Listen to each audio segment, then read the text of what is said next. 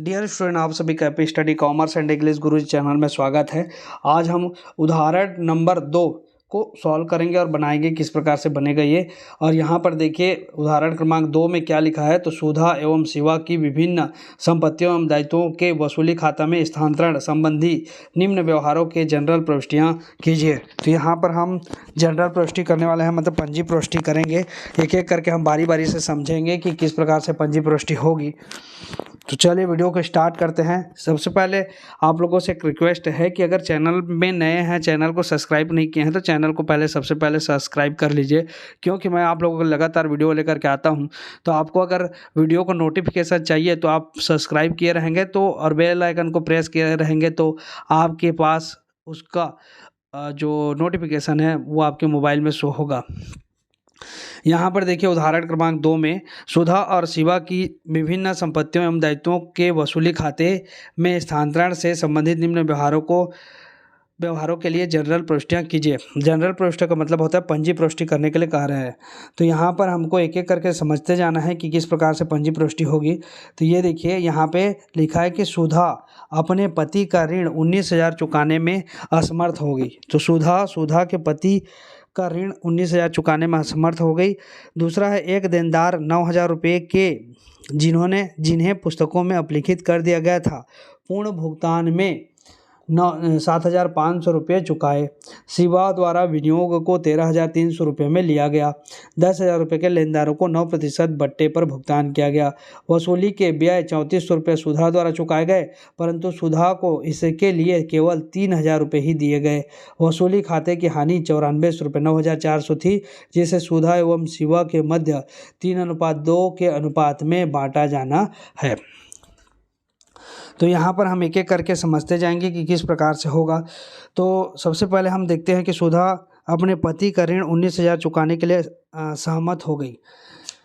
तो यहाँ पे पंजी प्रविष्टि क्या होगा, जो भी है ऋण है तो उस ऋण को चुकाएंगे तो हम लिखेंगे वसूली खाता विकलन सुधा कैपिटल अकाउंट। मतलब सुधा जो है क्या हो रहा है, अपने पति का ऋण, मतलब पति का ऋण मतलब ये बाह्य ऋण है, समझिए। सुधा अपने पति का मतलब सुधा के पति ने जो है फर्म को 19,000 रुपये का कर्ज दिया था, तो 19,000 रुपया चुकाएंगे। तो या तो फर्म से चुकाएंगे या कोई साझेदार उसकी जिम्मेदारी लेगा। तो यहाँ पर साझेदार जिम्मेदारी ले रही है वो है सुधा। तो जब साझेदार अपनी जिम्मेदारी लेती है तो वहाँ पर हम लिखते हैं, यहाँ पे पंजी प्रविष्टि में देखिए कि ये वाला कि संपत्ति को यहाँ पे है दायित्वों को किसी साझेदार द्वारा ले लेने पर, मतलब जब कोई साझेदार स्वयं किसी दायित्व के भुगतान का दायित्व किसी तयशुदा मूल्य पर लेता है तो निम्न प्रविष्टियाँ की जाएंगी। तो वसूली खाता विकलन साझेदार के पूंजी खाता से। तो यहाँ पर हम क्या करेंगे, यहाँ पर जो पंजी प्रविष्टि होगा ये देखिए वसूली खाता विकलन सुधा के पूंजी खाता से, क्योंकि सुधा उसकी जिम्मेदारी ले रही है इसलिए लिखेंगे वसूली खाता विकलन सुधा के पूंजी खाता से। ठीक है, हमको उनके पति से मतलब नहीं है, हम लिखेंगे वसूली खाता विकलन सुधा के पूंजी खाता से। क्यों?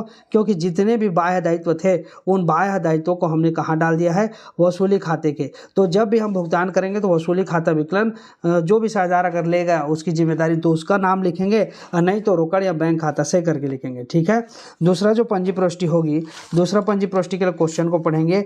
एक देनदार 9,000 रुपये के जिन्हें पुस्तकों में अपलिखित कर दिया गया था, पूर्ण भुगतान में 7,500 रुपया चुकाए। मतलब पूर्ण भुगतान में देनदार के एक देनदार 9,000 के जिन्हें पुस्तकों में, देनदार मतलब होता है जो फर्म को रोकड़ देने वाला है, मतलब फर्म का उधार लेने वाला व्यक्ति ये है। मतलब फर्म को ये पैसा देगा ये देनदार, लेकिन हमने उसको डूबत ऋण करके, मतलब ये नहीं दे रहा है ऐसी मानसिकता करके उसको क्या कर दिया था, अपलिखित कर दिया था। अपलिखित करना मतलब उसका खाता समाप्त कर दिया था, लेकिन वो पूर्ण भुगतान में 7,500 रुपया चुकाया। मतलब पूर्ण भुगतान में 7,500 रुपये दिया, हमने उसको अपलिखित कर दिया था, हमको उससे अपेक्षा नहीं थी इसलिए हमने उसको क्या कर दिया था, अपलिखित कर दिया था, लेकिन उसने 7,500 रुपया 7,500 रुपये ला करके चुकाया।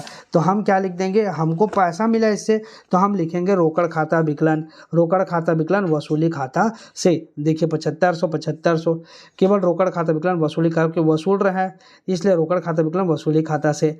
बैंक डेप्टर्स रियलाइज्ड फिर तीसरा पंजीपृष्टि को समझेंगे। तीसरा में क्या लिखा है पॉइंट में कि शिवा द्वारा विनियोगों को 13,300 में लिया गया। मतलब विनियोग क्या है, विनियोग संपत्ति है और संपत्ति को शिवा द्वारा लिया गया। ये शिवा कौन है, साझेदार है, ठीक है। तो यहाँ पर शिवा ने क्या किया, विनियोगों को लिया। तो यहाँ पर हम पंजीपृष्टि में यहाँ पे देखेंगे संपत्ति को किसी साझेदार द्वारा लेने पर तो साझेदार का पूंजी खाता, तो यहाँ पर जाएगा शिवा का पूंजी खाता विकलन वसूली खाता से साझेदार द्वारा संपत्ति ली गई। तो यहाँ पर हम यहीं पर पंजीपृष्टि को हमको समझना है कि यहाँ पे देखिए शिवा का पूंजी खाता विकलन वसूली खाता से, तो शिवा का पूंजी खाता विकलन वसूली खाता से जैसे पंजीपृष्टि आपको बताया था वैसे ही होगा। फिर उसके बाद नेक्स्ट को देखते हैं। नेक्स्ट में क्या लिखा है, नेक्स्ट में लिखा है कि वसूली के व्यय 34 रुपये सुधा द्वारा चुकाए गए, सुधा द्वारा चुकाए गए, परंतु सुधा को इसके लिए केवल 3,000 रुपये, इसके लिए कितना 3,000 रुपये ही दिए गए। वसूली व्यय सुधा ने कितना चुकाया 3400, लेकिन सुधा को मिला कितना 3,000 रुपये। तो हम लिख देंगे सुधा का पूंजी खाता विकलन रोकड़ खाता से। तो यहाँ पर देखिए क्या लिखा है पंजीपृष्टि, यहाँ पर लिखा गया है कि अच्छा ये देखिए, सॉरी कहाँ पर है, इसका एक बार और समझते हैं कि वसूली व्यय के 3400 रुपये चुकाए गए, सुधा ने चुकाया, परंतु सुधा को इसके लिए 3,000 रुपये ही दिए गए बाद में। तो सुधा को पहले वसूली व्यय चुकाया, तो हम लिख देंगे वसूली खाता विकलन सुधा के पूंजी खाता से। पहला जो पंजीपृष्टि होगा क्या होगा कि कोई साझेदार अगर दायित्व का भुगतान कर रहा है तो वसूली खाता विकलन साझेदार के पूंजी खाता से। तो यहाँ पर साझेदार द्वारा दायित्व लिया गया क्योंकि वसूली का एक व्यय है तो इसको चुकाए, तो वसूली खाता विकलन सुधा के पूंजी खाता से। और इसी को पंजीपृष्टि में यहाँ पर लिखा है, क्या लिखा है, सुधा मतलब वसूली खाता विकलन, यहाँ है वसूली खाता विकलन, ये वाला लिखा है सुधा के पूंजी खाता से, ठीक है। ये वाला हो गया पंजीपृष्टि सुधा के पूंजी खाता से। और विनियोग वाला भी हमने, अच्छा ये चौथा नंबर का छूट गया है। 10,000 रुपये के लेनदारों को 9% बट्टे पर भुगतान किया गया। तो लेनदारों को भुगतान किया गया, तो लेनदार को तो हमने वसूली खाता में डाल दिया है, तो वसूली खाता विकलन किससे करेंगे, रोकड़ खाता से या रोकड़ खाता से। यहाँ पे देखिए वसूली खाता विकलन रोकड़ खाता से या बैंक खाता से, वसूली खाता विकलन रोकड़ खाता से या बैंक खाता से। तो 10,000 का 9% निकाल लेंगे, तो जो आएगा उसको घटा देंगे। 9 नहीं है कैसे, 810 रुपये घटा दिए, नहीं 9 एक कम 900 रुपये घटा दिए, ठीक है। तो हमारे पास आ जाएगा 9,100, तो यहाँ पे भी 9,100 लिख देंगे, ठीक है। वसूली खाता विकलन करेंगे बैंक खाता से या रोकड़ खाता से करके लिख सकते हैं। अब आगे वसूली खाते की हानि 94 रुपये थी, जिसे सुधा एवं शिवा के मध्य 3:2 के अनुपात में बांटा जाना है। 94 रुपये को उस हानि है तो इसको बांटना है। तो जब ये हानि होती है तो हम पंजीपृष्टि क्या करेंगे, तो पंजीपृष्टि यहाँ पर देखिए हानि की दशा में यहाँ पे लिखा है, हानि की दशा में यहाँ पे लिखा है, क्या लिखा है, हानि की दशा में साझेदारों का पूंजी या चालू खाता विकलन वसूली खाता से। तो हम यहाँ पर लिख देंगे कौन कौन साझेदार है, तो एक है यहाँ पर कौन कौन साझेदार है इसको देख लेते हैं। तो एक साझेदार है सुधा और शिवा, यहाँ पे लिखा हुआ है साझेदार सुधा और शिवा, तो सुधा का पूंजी खाता विकलन शिवा का पूंजी खाता विकलन करके लिख देंगे। तो यहाँ पर देखिए सुधा का पूंजी खाता विकलन शिवा का पूंजी खाता वसूली खाता से। तो इसी का पंजीपृष्टि हमने यहाँ पर किया कि सुधा का पूंजी खाता विकलन शिवा का पूंजी खाता विकलन वसूली खाता से। तो 5,640, 3,760, 9,400 को ये यहाँ पर पंजीपृष्टि का, ये देखिए 9,400 जो हमने यहाँ पर हानि को लिखा था, इसी की राशि को 3:2 के अनुपात में बांटा गया। और किस प्रकार से लिखा गया, तो यहाँ पर इसी प्रकार से ये वाला लिखा गया, ठीक। तो इस प्रकार से ये क्वेश्चन बनेगा, क्वेश्चन नंबर 2। और क्वेश्चन नंबर 3 को देखिए। क्वेश्चन नंबर 3 में क्या लिखा है कि एक फर्म के विघटन के निम्नलिखित सूचनाओं से पंजी में लिखा कीजिए। पंजीपृष्टि करने के लिए बोल रहा है, एक अलिखित संपत्ति से वसूल हुए 1,300 रुपये। अलिखित संपत्ति मतलब समझ सकते हैं कि इसको अघोषित संपत्ति मानेंगे, अनरिकॉर्डेड संपत्ति उससे वसूल हुआ, तो वसूलेंगे तो क्या मिलेगा, रोकड़ मिलेगा, इसलिए रोकड़ खाता विकलन मतलब संपत्ति को बेचेंगे तो रोकड़ आएगा, तो रोकड़ खाता विकलन वसूली खाता से। जैसा हम वसूली खाता में जिन संपत्तियों को डालते हैं उसको विक्रय करने से जो राशि प्राप्त होती है, और जैसे ही पंजीपुष्टि होती है सेम पंजीपुष्टि अलिखित संपत्ति का भी होगा। तो रोकड़ खाता विकलन वसूली खाता से। दूसरा वसूली व्यय का भुगतान, तो वसूली व्यय खाता विकलन या वसूली खाता विकलन किससे? रोकड़ खाता से।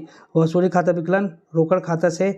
लेनदार जिसे वसूली खाते में हस्तांतरित किया जा चुका है 27,000 रुपये का भुगतान, तो वसूली खाता विकलन रोकड़ खाता से।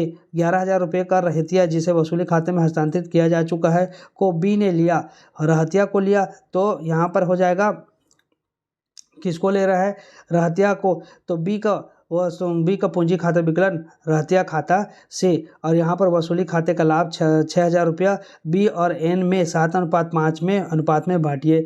तो हम यहाँ पर लिख देंगे वसूली खाता विकलन बी का पूंजी खाता से और एन के पूंजी खाता से। तो यहाँ पर इसी पंजी प्रविष्टि को हमको देख करके बना लेना है। पहला में लिखा है क्या?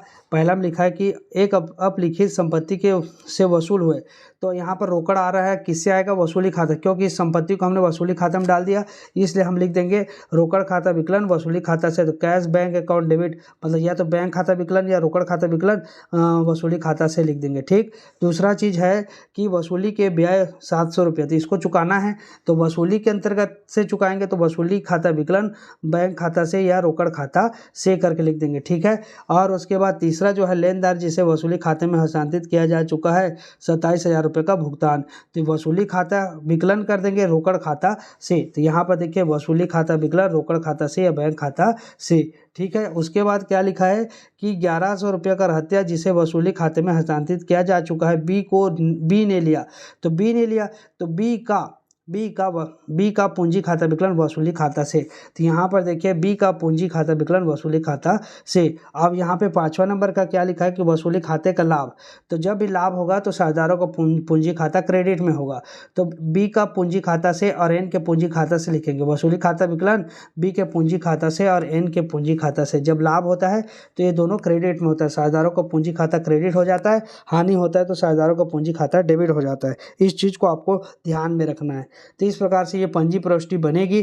तीसरे नंबर का जो प्रश्न है, और यह प्रश्न जो है 2009 में आया था, सेट 2009 में आया था, 2020 में आया था। ABC में अंक को परिवर्तन कर दिया गया था, इसमें की जो राशि है उसको परिवर्तित कर दी गई थी, और यह प्रश्न जो है सेम एज इट इज़ पूछा गया था। इसमें केवल राशि चेंज थी, लेकिन बाकी चीज़ें वैसी ही थी जैसा हमने यहाँ पर डिस्कस किया। पंजी प्रविष्टि भी ठीक उसी प्रकार से बनेगा, चाहे राशि कुछ भी रहे, लेकिन पंजी प्रविष्टि उसी प्रकार से करना है जैसे अभी हमने यहाँ पर देखा। ठीक है। तो ये आप समझ गए होंगे कि किस प्रकार से इसको बनाना है। ये क्वेश्चन नंबर 3 तक। अब इसके आगे वाला क्वेश्चन जो है AB एक फर्म न्यायिक चिट्ठा है जो कि बराबर के साथ आती है। यहाँ पे चिट्ठा दिया हुआ है और उसके बाद यहाँ पर जो है उससे संबंधित समायोजन की प्रविष्टियाँ दिया, आवश्यक जनरल प्रविष्टियाँ कीजिए कह रहा है। ठीक है। तो हम इसको भी बना करके देखते हैं कैसे बनेगा। तो यहाँ पर देखिए ये सारी चीज़ें दी है। ठीक है। उन्होंने फर्म के विघटन का निर्णय लिया, संपत्तियों से निम्नांकित वसूली हुई, मशीनरी पर इसके पुस्तकीय मूल्य से 20% कम। तो जो भी पुस्तकीय मूल्य जैसे 18,000 का 20% 36,000 रुपये कम करेंगे, तो जो भी मूल्य उससे कम मिला है। प्लांट पर इसके पुस्तकीय मूल्य से 10% कम, तो जो भी प्लांट है उस पर 10% मतलब 20,000 का 2,000 कम कर देंगे तो 18,000। फिर देनदारों से प्राप्त 4,000 रुपये, तो 5,000 का है 4,000 मिला। लेनदारों को 10% कटौती पर भुगतान किया, मतलब लेनदार हमारा 6,000, 10% मतलब 600 कटौती कर देंगे तो 5400 में भुगतान होगा। ठीक है। उसके बाद प्लांट पर इसके कटौती भुगतान समापन व्यय 1,000 रुपये, तो समापन क्या है कभी पंजी प्रविष्टि होगा वसूली खाता विकलन रोकड़ खाता से। आवश्यक जनरल प्रविष्टियाँ कीजिए, तो यहाँ पर हमको पंजी प्रविष्टि करना है। यहाँ पर हमको क्या ध्यान देना है कि संपत्तियों में जो यहाँ पर समायोजन की प्रविष्टि है, इस संपत्तियों को देख करके हमको समायोजन की प्रविष्टि करते जाने हैं, और लास्ट में जो वसूली व्यय उसके बारे में हमको लिखना है। तो यहाँ पर देखिए पहला जो है वो तीनों चीज़ों से वसूल हुआ। सबसे पहले तो हम क्या करेंगे, तीनों चीज़ों को हम वसूली खाता में डालेंगे। तो चिट्ठा में देखिए क्या क्या लिखा है। चिट्ठा में है मशीनरी, प्लांट, देनदार। तो तीनों को हमको कहाँ डालना है, वसूली खाते के अंतर्गत। बैंक को क्यों नहीं डालेंगे, तो बैंक जो है, बैंक में रोकड़ है, वो रोकड़ ही मतलब बैंक का जो रोकड़ है वो रोकड़ में ही तब्दील है। समझिए, आप बैंक से अगर निकालेंगे तो रोकड़ ही मिलेगा आपको, ठीक है। तो उसको और अलग से रोकड़ में बदलने की आवश्यकता नहीं होती। तो ऐसी चीज़ों को हम वसूली खाता में नहीं डालते हैं जो रोकड़ है या रोकड़ में तब्दील है। तो उन चीज़ों को हम नहीं लिखते। कोई ऐसी चीज़ें हैं जिनको रोकड़ में तब्दील किया जाना, मतलब बदला जाना है, उसको बेच करके उसका रोकड़ में परिवर्तित करना, ऐसी चीज़ों को डालते हैं। तो यहाँ पर देखिए मशीनरी, प्लांट और देनदार, इन तीनों को डाल देंगे। तो क्या लिखेंगे, वसूली खाता विकलन मशीनरी खाता से, प्लांट खाता से, देनदार खाता से, ठीक है। दूसरा इधर लिखेंगे वसूली खाता, लेनदार का खाता विकलन वसूली खाता से, क्योंकि लेनदार मतलब दायित्व है, और दायित्व की जब पंजी प्रविष्टि करेंगे तो इस प्रकार से लिखा जाता है। यहाँ पर आपको एक बार शुरू में दिखाया भी था कि किस प्रकार से पंजी प्रविष्टि करना है।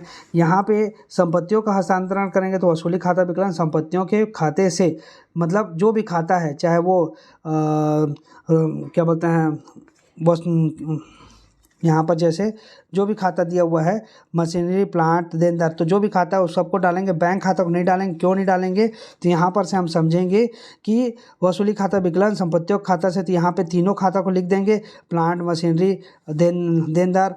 यहाँ पे लिखा है कि हाथ में रोकड़ और बैंक में रोकड़। इस बैंक में रोकड़ दोनों को नहीं लिखा जाता है। इस केवल उन्हीं संपत्तियों का हस्तांतरण किया जाएगा जिन्हें रोकड़ में परिवर्तित किया जा सकता है। इस कारण निम्न संपत्तियों का हस्तांतरण नहीं किया जाएगा। देखिए, हाथ में रोकड़, बैंक में रोकड़ को हम नहीं करेंगे, ठीक है। आगे और समझाऊंगा इन चीज़ों को। तो ये हो गया। दूसरा चीज़ हो गया कि वसूली दायित्व का हस्तांतरण, तो विभिन्न दायित्व खाता विकलन वसूली खाता से।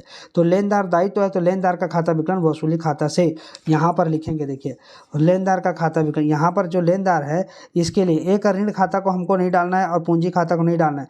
क्यों नहीं डालना है, तो यहाँ पर स्पष्ट लिखा हुआ है। देखिए कि आंतरिक दायित्वों, साझेदार के ऋण मतलब एक ऋण जो है साझेदार का ऋण है। पूंजी खाते, चालू खाते, सामान्य संचय कोष, कर्मचारी क्षतिपूर्ति कोष, अवितरित लाभ हानि क्रेडिट से इसको वसूली खाते में हस्तांतरित नहीं करेंगे। तो हम इसमें वह हस्तांतरित नहीं करेंगे। तो ये चीज़ें समझ में आ गई होगी। केवल हमको लेनदार को लिखना है, पूंजी खाता और एक ऋण खाता है, क्योंकि ये आंतरिक दायित्व है, इसलिए जो है हमको इसको नहीं डालना है, ठीक है। तो हम पहला जो पंजी प्रविष्टि किए वो संपत्तियों को हमने वसूली खाता में डाला। तो वसूली खाता विकलन मशीनरी खाता से, प्लांट खाता से और देनदार खाता से। दूसरा चीज़ हम करेंगे कि दायित्व को हम डालेंगे वसूली खाता में। तो दायित्व खाता, जो दायित्व है वह है लेनदार, तो लेनदार का खाता विकलन वसूली खाता से। लेनदार का खाता विकलन क्या हो जाएगा, वसूली खाता से हो जाएगा। यहाँ पर ट्रांसफ़र कर दिए वसूली खाते के अंतर्गत लेनदार को। अब इन दोनों चीज़ों को तो कर दिए, जो चीज़ें हमको वसूली खाते के अंतर्गत डालना है, संपत्ति और दायित्व, उन दोनों को हमने किया। उसके बाद हम क्या करेंगे, इन संपत्तियों को बेचेंगे। इन संपत्तियों से जो भी राशि प्राप्त होगी उसको हम लिख देंगे बैंक खाता विकलन या रोकड़ खाता विकलन वसूली खाता से। ये इससे वसूली खाता से, क्योंकि इसको हमने वसूली खाता में डाल दिया, वसूली खाता से राशि प्राप्त हो गई। तो रोकड़ खाता या बैंक खाता विकलन वसूली खाता से। Being amount realised from assets 14,000 plus 1,800 plus 4,000। इसी में का ये 18,000, 20,000 और 5,000 है। इसी में से देखिए देनदार का कितना, 4,000 उस, ठीक है, 4,000। और यहाँ पर कितना है, 20,000 रुपये किसका, प्लांट का। 20,000 में से 18,000, ये 1,800 लिखा है, आप इसको सुधार लीजिए, 18,000 है, ठीक है।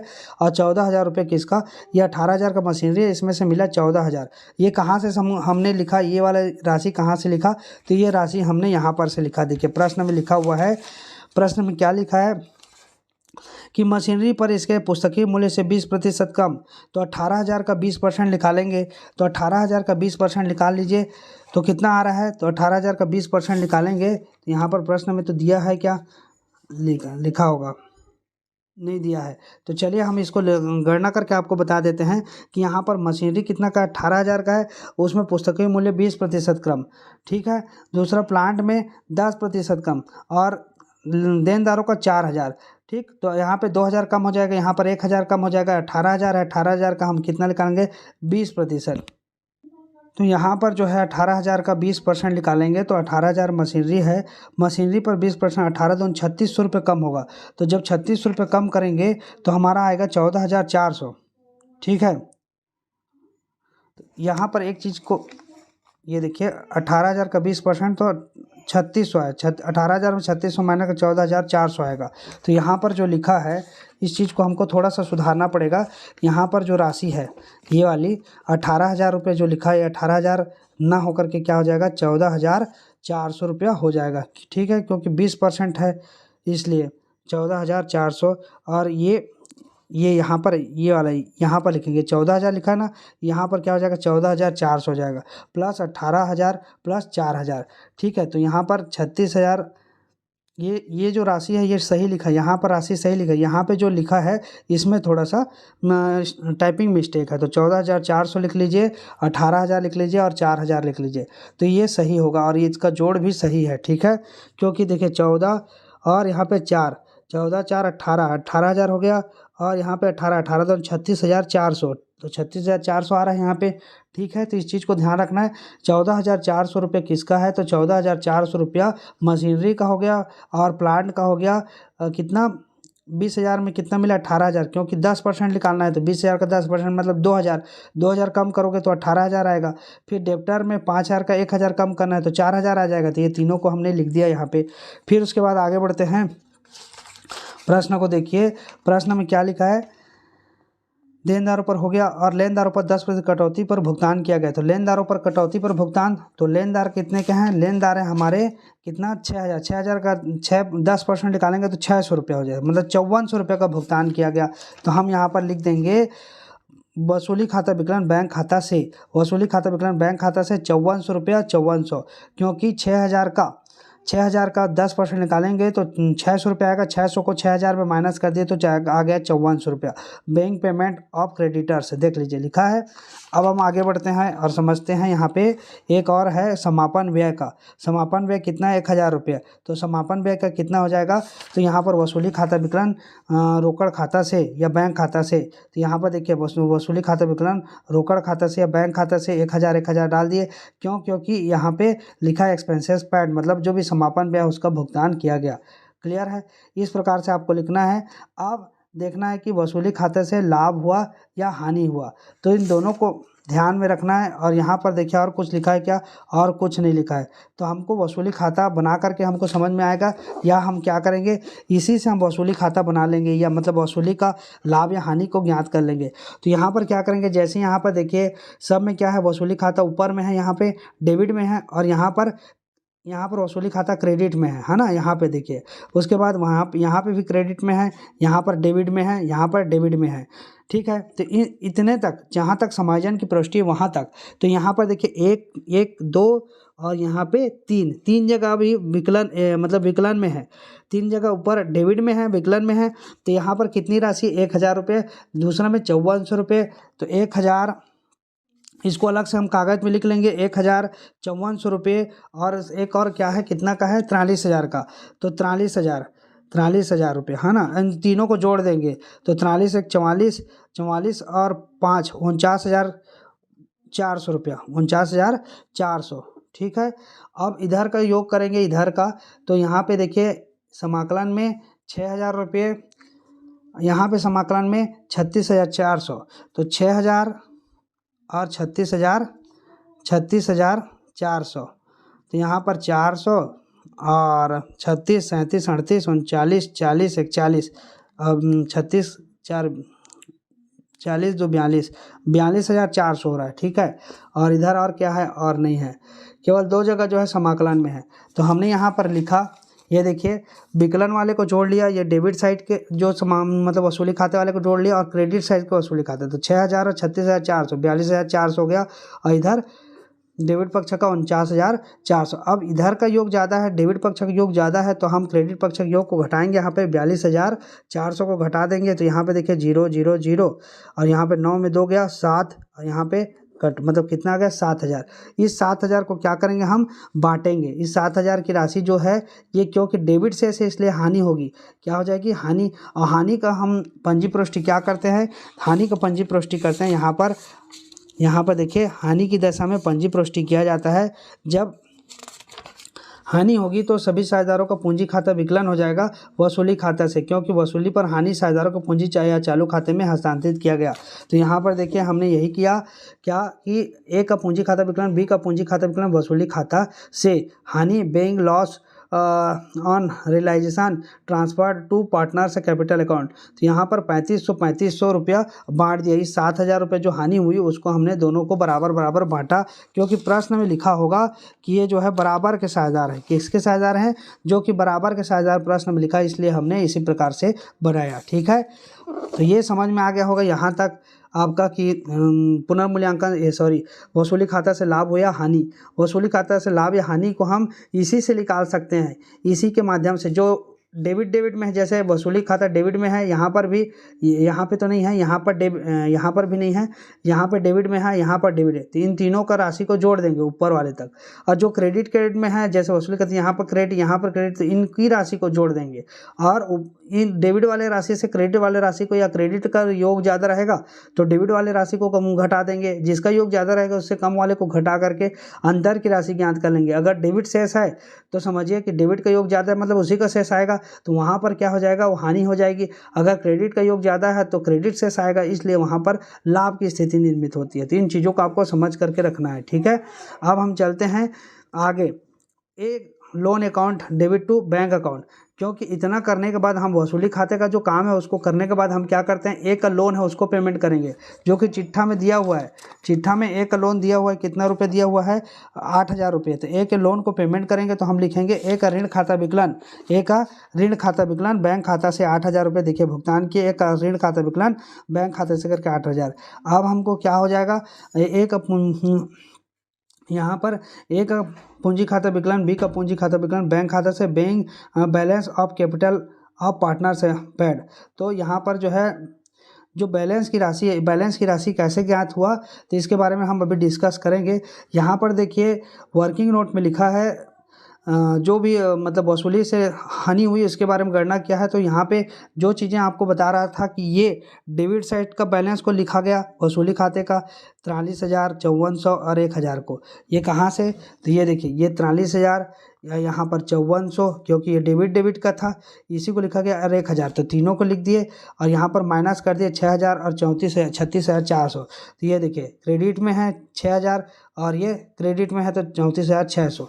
इसको हमने क्या कर दिया, माइनस कर दिया, इन दोनों को जोड़कर माइनस किया तो 7,000 को 2 से भाग देंगे, क्योंकि बराबर है इसलिए। तो यहाँ पर ये वाला निकल गया आपका, ये 3500।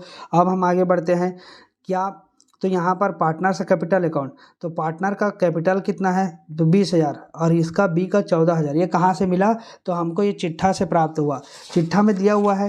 चिट्ठा में देखिए 20,000 और 14,000 दिया हुआ है, पार्टनर का पूंजी खाता 20,000 और 14,000। अब इस 20,000 14,000 में हम क्या करेंगे, इस 3500 रुपये की हानि को, क्योंकि वसूली खाता से क्या हुआ, हमको हानि हुई, तो इस 3500 रुपये की हानि को क्या कर देंगे, माइनस करेंगे। तो यहाँ पर देखिए 3500 रुपये को घटाएंगे दोनों के में, तो ये 20,000 में 3500 घटा तो 16,500 और 14,000 में 3500 घटा तो 10,500।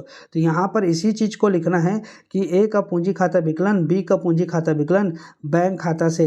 तो यहाँ पर जो राशि पेमेंट होगा ए और बी को कितना होगा, 16,500 और 10,500, क्योंकि हानि को उनके पूंजी खाता से माइनस करके हम पेमेंट करेंगे। तो 16,500 और 10,500 ए का पूंजी खाता से और बी के पूंजी खाता ए का पूंजी खाता विकलन, बी का पूंजी खाता विकलन बैंक खाता से या रोकड़ खाता से करके हम पेमेंट करेंगे। तो या तो आप बैंक खाता से लिखेंगे या फिर रोकड़ खाता से लिखेंगे। ठीक है, किसी एक को लेकर के आपको समझना है, इन चीज़ों को बनाना है। तो ये आपको लगता है कि आसान है, ये चीज़ें आसान हैं, आपको समझना है। केवल हमको सबसे पहले वसूली खाता बनाना। वसूली खाता बनाने के लिए हमको क्या करना है, पंजी प्रविष्टि में ध्यान ये देना है कि सबसे पहले हम जितने भी संपत्तियां हैं और दायित्व हैं उसको वसूली खाते में डालेंगे। फिर संपत्तियों के विक्रय से जो राशि प्राप्त होगी उसको लिखेंगे।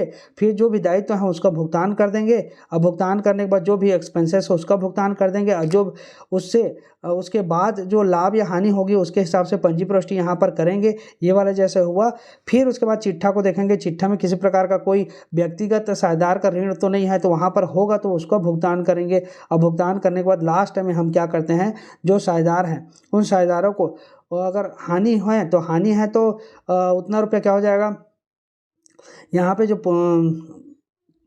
वसूली खाते का जो लाभ हो या हानि है, तो हानि है तो पूंजी में माइनस कर देंगे, उनके चिट्ठे में जो पूंजी है उसमें माइनस कर देंगे, और लाभ है तो इनको जोड़ देंगे। ठीक है, यहाँ पर पूंजी में क्या होगा, या तो जुड़ेगा या फिर घटेगा, तो इस चीज़ का पंजी प्रविष्टि हमको यहाँ पर करनी है। तो इन चीज़ों को आपको ध्यान में रख करके क्वेश्चन को बनाना है। आसान है, किसी प्रकार का कोई डाउट नहीं होना चाहिए। अगर डाउट होता है तो 2 बार 3 बार देखिए, सारा चीज़ क्लियर हो जाएगा।